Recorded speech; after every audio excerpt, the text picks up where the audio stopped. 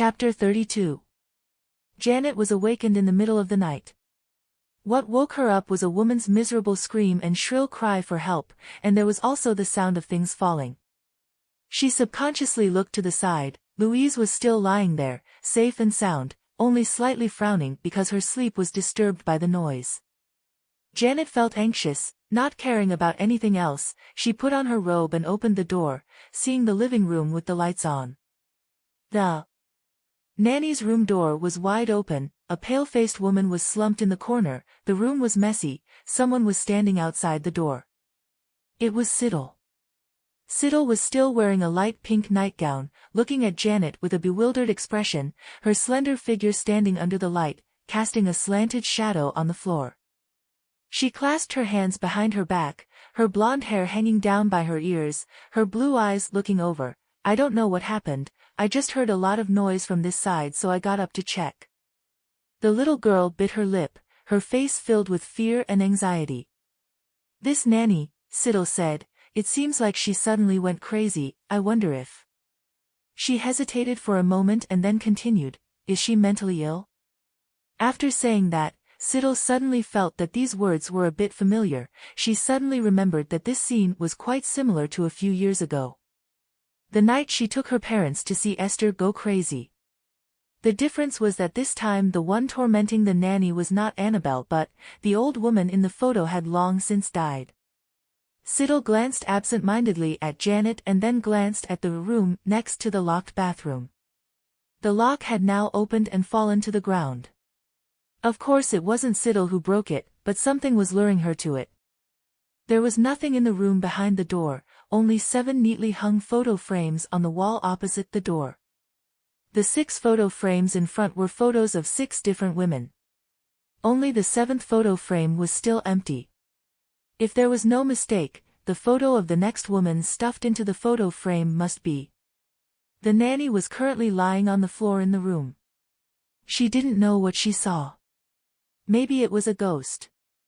The old lady. Siddle wasn't sure. The figure hovering beside the bathroom that she saw when she opened the door was the same woman who died in the car accident. She was also Janet's mother.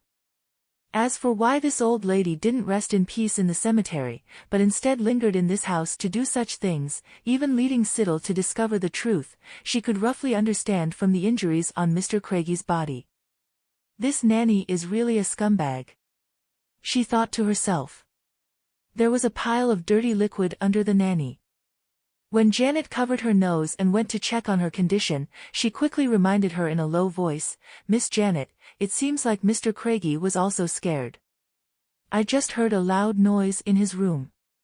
Why don't you go check on him? I'll call the nanny's ambulance first."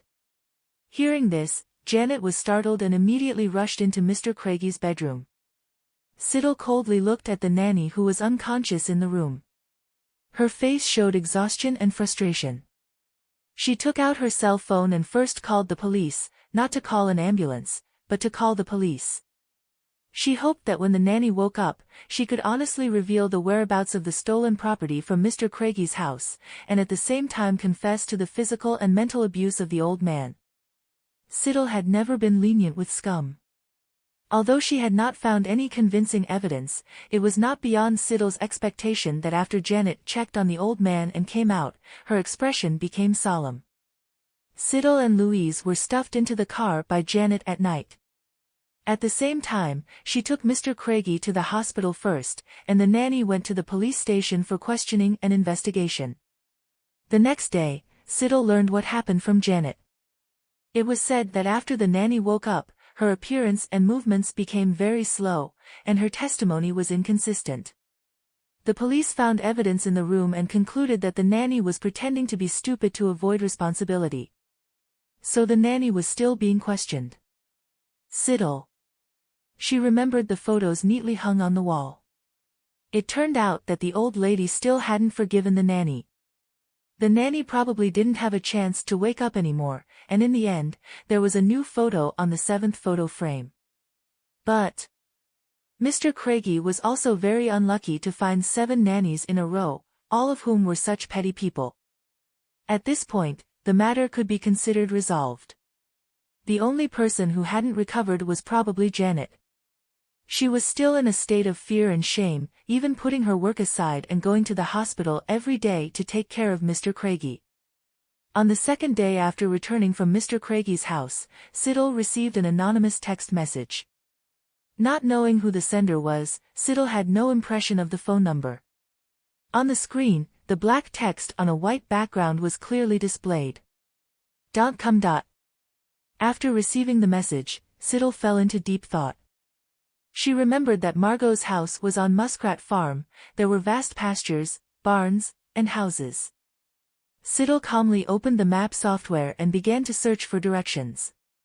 While Siddle was searching for Muskrat Farm, Janet, who had gone out to take care of Mr. Craigie, had just returned.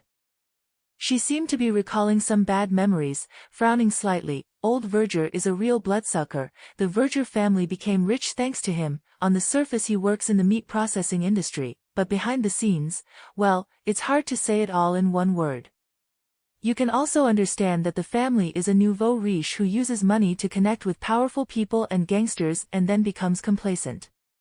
She shrugged. Their family's money is all the blood of ordinary workers.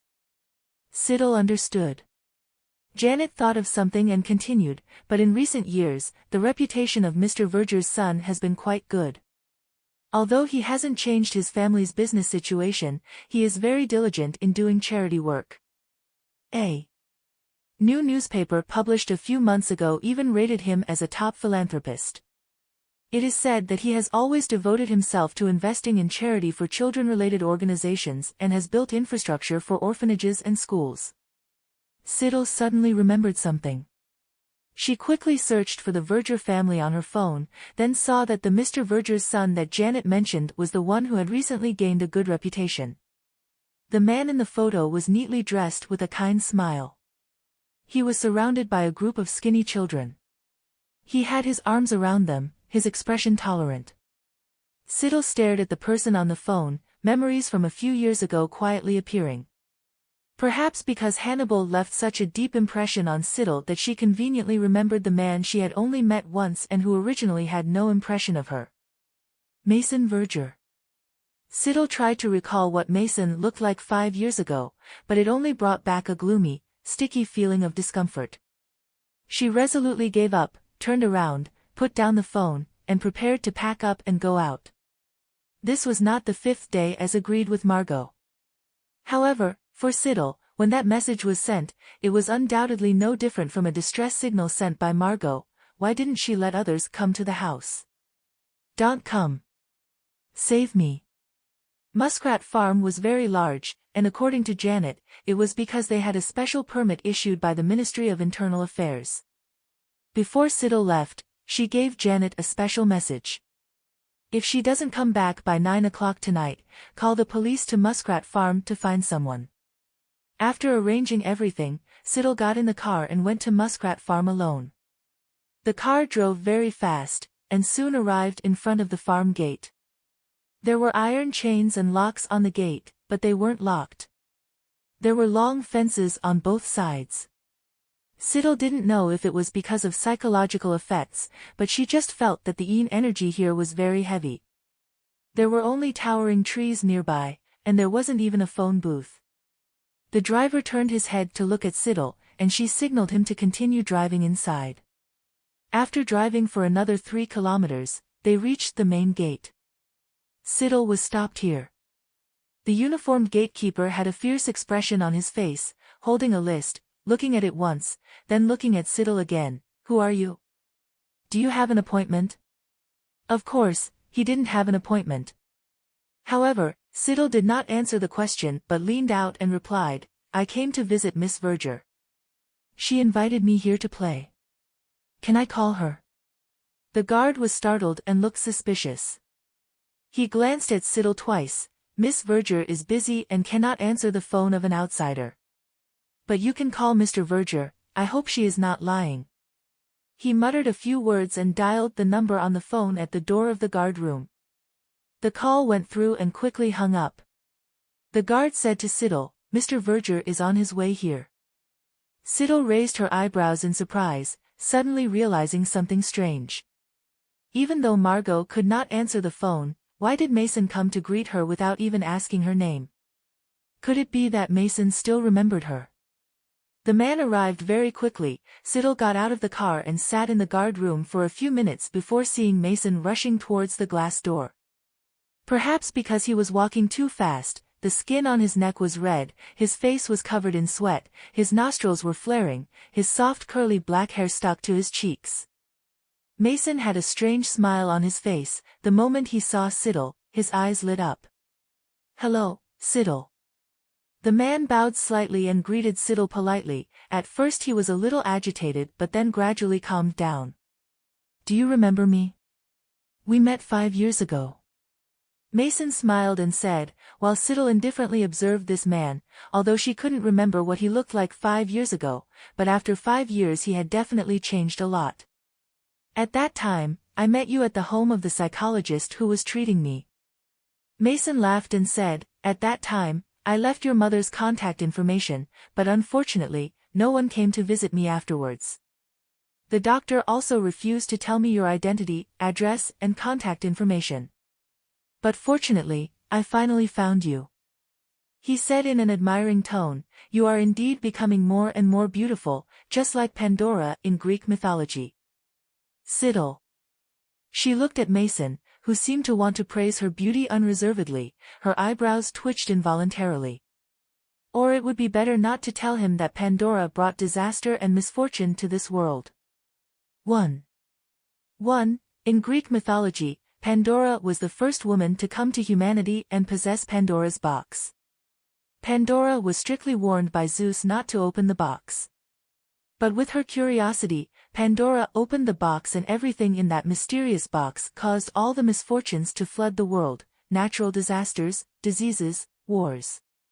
According to many versions of the legend, the only thing left in the box was hope for humanity to continue living. Unculturedness is truly too scary. Just, would a grown man praise the feminine beauty of such a little girl? Siddle's blue eyes narrowed, looking down at the ground to hide her cold gaze. She couldn't bring disaster and misfortune to this world, but perhaps bringing disaster and misfortune to the scum she encountered wasn't that difficult either. Siddle thought to herself, feeling the non-existent crowbar in her hand starting to move.